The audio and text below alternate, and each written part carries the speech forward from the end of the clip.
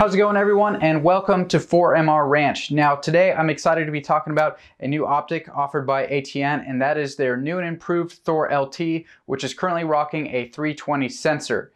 Now bottom line up front, essentially what this scope is a no BS thermal optic that's only going to come with the features that you need to get the job done.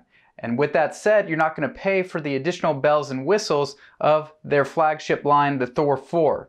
So if you aren't really interested in a bunch of features such as video recording, GPS, ballistic calculation, etc., like the ThOR 4 has, and you don't really want to pay for those extra features, the ThOR LT is probably the way to go. We're going to get into it in a little bit more detail. Now, speaking of detail, this video is probably going to be a little longer than what you may want to sit through, so if you're really after a certain piece of information, check the description below. I will have timestamps where I'm going to be talking about different subjects as it pertains to the ThOR LT, so that you can skip around to what you're really after without having to watch the whole video. So first I'm going to do an unboxing, show you exactly what comes with this optic out of the box so you know what to expect.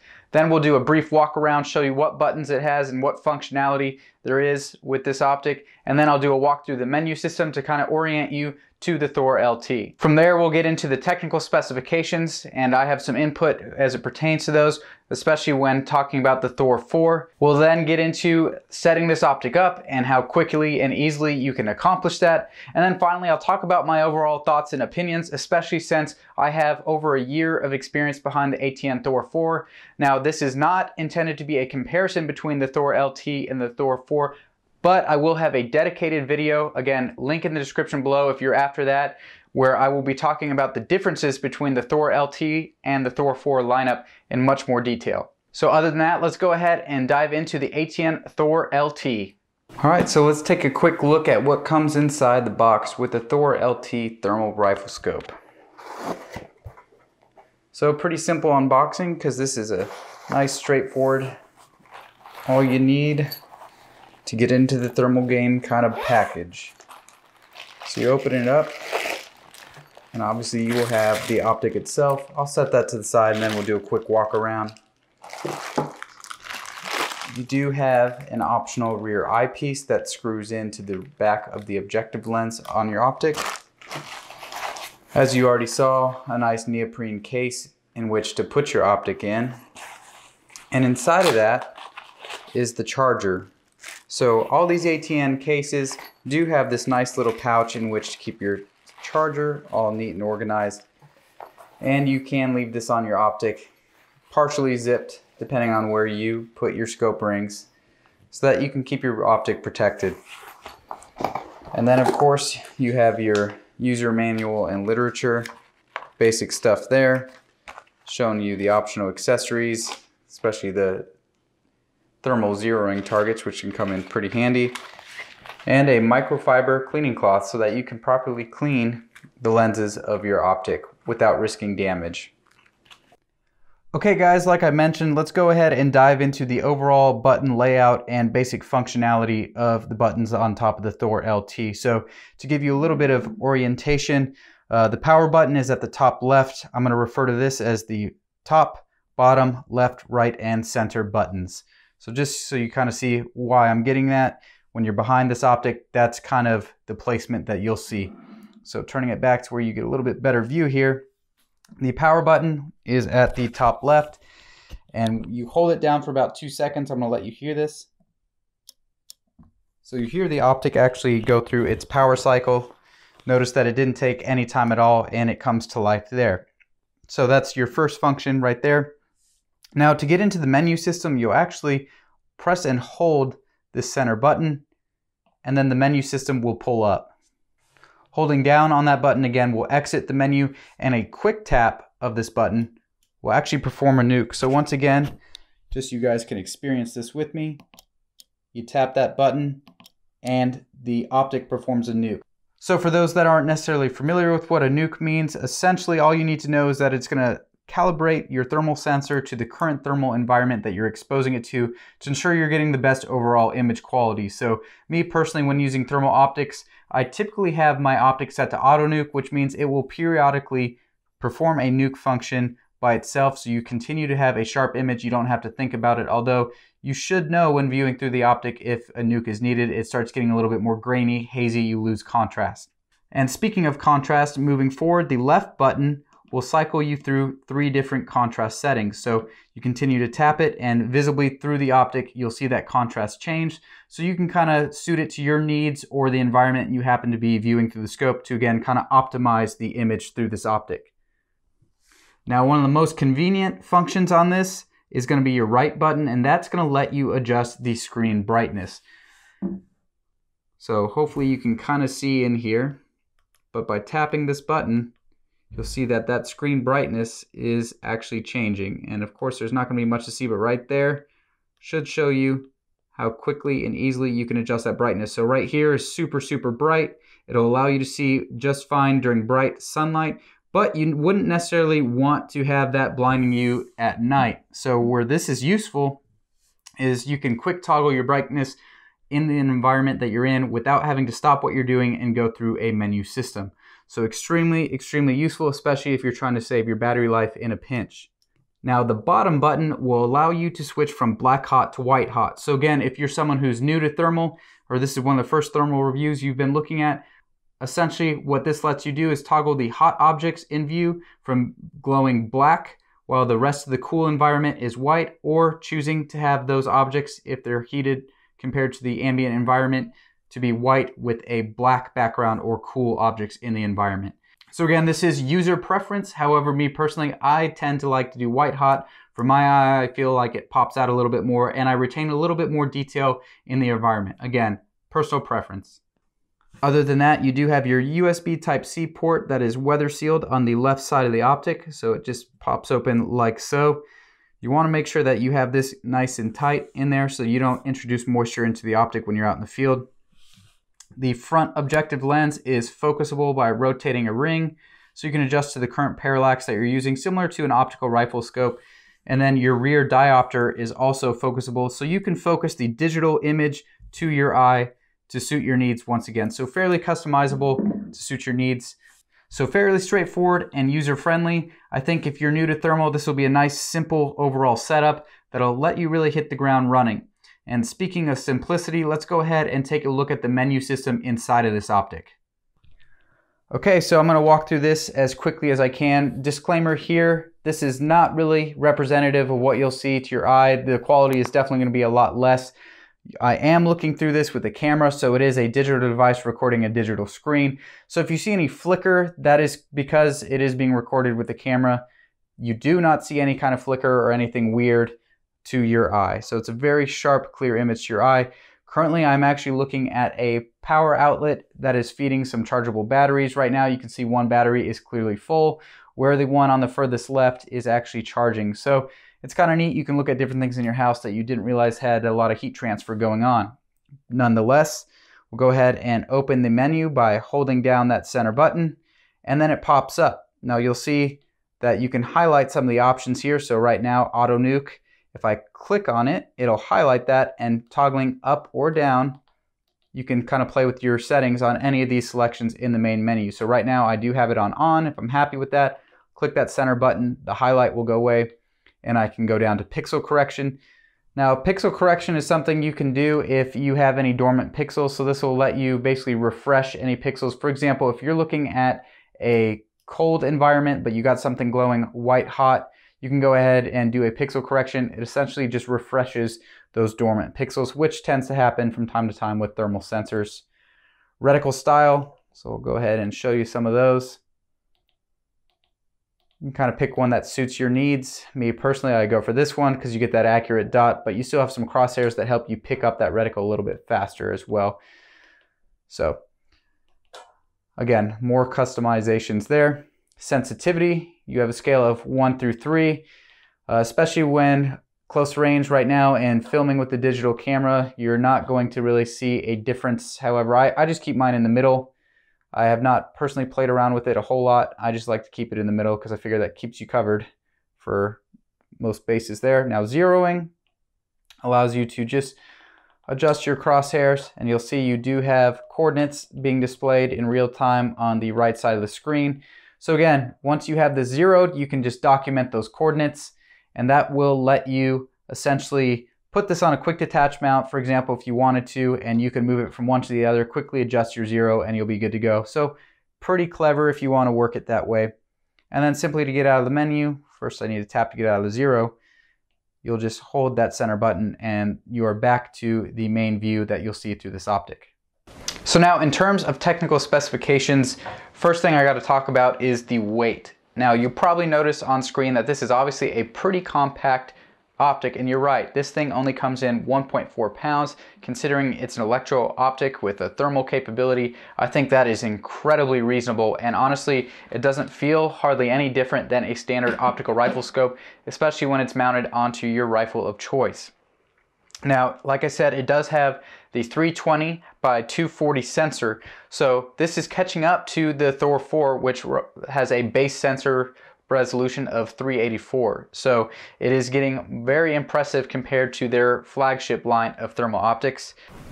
Now, in terms of real-world practicality of this optic, in terms of the thermal sensitivity, at long range, I am able to detect heat signatures at no BS 2,000 yards. This is something I actually verified with the rangefinder. My land is very open for cattle, and it makes it really easy to know, hey, there's a group of cows 2,000 yards away, and sure enough, this thing can pick it up. You see that there's heat signatures. Now, would this be at night or you weren't familiar with the land you're at? Just because you can see things glowing, I'm not saying you'll know exactly what it is 2,000 yards. You're not going to be able to do that with any thermal optic, and if you can, please send me in that direction, because that'd be pretty crazy. And now on the other side, up close, this sensor is sensitive enough that when my dogs are in the house and they walk across carpet, which is an insulator and not a conductor, the brief moment of contact as their paws touch the carpet is enough heat transfer for this sensor to pick it up, which is pretty impressive. So again, up close, highly sensitive, and far away, highly sensitive. So again, pretty pleased all the way around. The sensor looks great inside the optic, and it's very sensitive to changes in your thermal environment and just displaying any kind of heat signatures whatsoever. Now, ATN advertises 10 plus hours of battery life, and I'll just talk about that real brief. In my experience, I think 10 hours is more than fair in terms of the rating, and the plus, you can kind of extend that battery life depending on how you use it. So if you've never sat behind an ATN optic, well, let me just tell you that it is more than capable of being daylight bright through the internal screen, and so much so that if you were using that at night, it would absolutely blind you if you had the full brightness. Now, obviously, with brightness comes battery drain. But like I showed you in the walk around, it is so quick and easy to toggle the brightness on the screen that what I would recommend when using it during a bright day or bright environment is leave the screen on dim so you're conserving that battery life, and then when you think you need to scan the area or possibly take a shot on a hunt, then just quick tap the button, increase that brightness so that you'll really extend the battery life of this optic. So it is really handy that ATN made it to where you can readily adjust that screen brightness without going through a complicated menu system. And one final note on that display inside the optic, it is a 720p display, so it is full HD, but one thing to keep in mind if you think 720p is not impressive, this is a tiny screen that's basically being magnified through the rear eyepiece so that you can view it in real time with your eye. Now, think about when you watch videos on a mobile device such as a phone. When it's 720p on a small screen, it looks incredibly sharp, and most of you probably won't even realize that you're watching 720p footage. You may assume it's 1080p, possibly even 4K, depending on how they exported that video. But nonetheless, you take what would be a phone screen, which looks great at 720p, you shrink it down even further inside this optic, and that 720p is going to look incredibly sharp. So both when you're looking at the thermal imagery in terms of scanning your environment, as well as navigating through the menu system, the display inside this is incredibly sharp, and I have no issues whatsoever with the 720 display.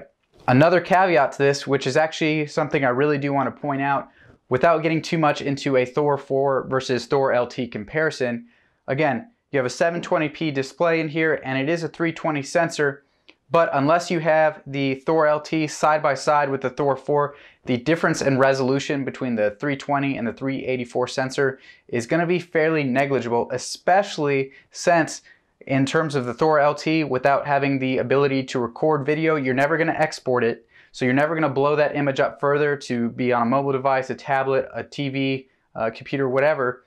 It's only ever gonna stay the size of the image within the optic. Therefore, the 320 sensor resolution is, again, gonna be fairly impressive when only looking at it through this optic. So kind of reiterating that if you don't really care about extra features, you don't care to save and record video, you're never going to need to export it or blow it up. The 320 resolution is going to be more than impressive, especially for the reduced price point of the ThOR LT. So that's probably one of the biggest points I want to drive home when we're talking about the ThOR LT. If you remember nothing else, just consider those points right there. That through a tiny screen, 320 resolution is going to look pretty good. Would I want to export video from a 320 and blow it up onto a computer screen? I think it would still hold up decently, but that's when you would really notice the difference between the 320 and the 384 sensor on the ThOR 4. Okay, so just briefly talking about the setup of this optic. Now, it does not come with rings. These are ATN rings. However, they are off of a different ATN optic that I have. Since I am starting to kind of have an ATN collection, I've really enjoyed their product line and they help me with hunting. But that's besides the point. Any 30mm rings will do. Now, the stock ATN rings are roughly 1.5 inches from the base of the ring to the center line of the optic. So if you're shopping around for rings, I would aim for around the 1.5 inch height. And again, that is measured to the center line of the optic. For me, it's been pretty comfortable on not only an AR-15 style platform with the flat top rail, but also bolt action rifles such as what you kind of see on the rack there. So just, you know, shedding some insight there because I know I'll get that question in the comments if I don't cover that. So once you have it mounted properly, again, depending on the ring, since it doesn't come with any, I definitely recommend keeping an eye on the torque specs. If you don't have a torque wrench, definitely do it, because this optic, you know, any electric optic, I would caution against over torquing and possibly damaging some of the electronics inside. I've not had an issue thus far, but just putting that out there. Now, once you have it mounted, that's where it continues to be incredibly easy and intuitive to set up. It does feature the ATN One-Shot Zero, which is very nice that they included it. So essentially what you do is, assuming you land it around on paper when you're zeroing this optic, while aiming at the bullseye of the target, you can then drag and drop a crosshair to where your point of impact was, and it basically just says, hey, this pixel on the sensor is where you're zeroed, and then your zero is saved to that. Now, you can only have one zero profile in here, so just kind of a hack or a life hack for you is write down or save it in your notes on your phone which pixel, so whether it's Y12 and X -3, if that's your zero, write it down, and if you have it on a quick detach mount, you can then put it on another rifle, zero it on that rifle, just keep track of those coordinates, and as long as your quick detach mount is reliable, then that's kind of a way to work around having multiple zeros within this optic, since it is so easy to just tweak the zero within this optic. Now, the one-shot zero is also pretty useful in times like these where ammo is really hard or really expensive to come by. So assuming you have a solid shot, you have reliable, consistent ammo, and you didn't mess anything up, you truly can zero this optic in as little as one round. So it is very convenient there. Just some things to consider. In fact, I had a family member who recently picked up exactly this model after getting some thoughts and input. He was debating between the ThOR 4 or the ThOR LT. Wasn't really into the extra features. He has never used thermal optics before, never used night vision optics before, other than what he's looked through with some of his buddies. So hasn't set them up for himself, and he was able, the first day he got it zeroed, and then that evening he actually shot a coyote. He lives in the country, and I'm kind of jealous of him. Right outside his second floor window, he had a coyote on his property that he was able to see through his ThOR LT, and he took care of business. So pretty much taking it out of the box, getting it set up, he was good to go. It was all intuitive. He didn't actually have to ask me any questions about how to get it set up. He just received it in the mail, and he was pretty much able to hit the ground running. And that's one of the beauties of the ThOR LT, is that it is, again, a no BS thermal optic. You only get what you need to be successful, and it's going to be really intuitive because of that. There's not going to be the additional settings. It's not very complicated. It's very straightforward and to the point, which kind of is a good pathway to start discussing my overall thoughts and opinions. So obviously, when you tell a family member, hey, this is the optic I recommend for you, and they come back saying not only were they able to get it set up on day one, but they've already successfully used it in a hunt and were very happy with it on day one, then you know, it just kind of speaks for itself. So I'm not just recommending this to recommend it to anyone. I am actually telling my personal friends and family this is probably the best bang for your buck, depending on what you want out of a thermal optic. I've had zero reliability issues with it to date, And again, unless you're sitting side by side with a higher resolution thermal, and even then, it's only a very negligible difference in terms of resolution. The 320 compared to a base 384 ThOR 4 is going to be very, very similar. Obviously, the 384 sensor on the ThOR 4 is going to have a little bit more contrast and resolution, especially if you were able to compare these side by side while exporting it on video, which again, you cannot. But I think you're going to be incredibly happy with the 320 resolution if you're in the position that you really can't justify the additional costs. So it's going to come down to what is that additional resolution and those additional features worth to you. For a lot of people, I think this is the ticket right here in terms of the ThOR LT, because again, bottom line up front, although it's at the end of the video now, this is just exactly what you need without going over the top, adding additional cost, weight, or complexity. So other than that, I'm trying to keep this as simple as possible since it is a pretty simple and straightforward optic. Now, if there's anything I forgot, please leave a question in the comment section below and I'll try to help you out and shed further insight if possible. As always, I'd really like to thank you for taking the time to stop by the 4MR Ranch YouTube channel. And as always, guys, have a good one.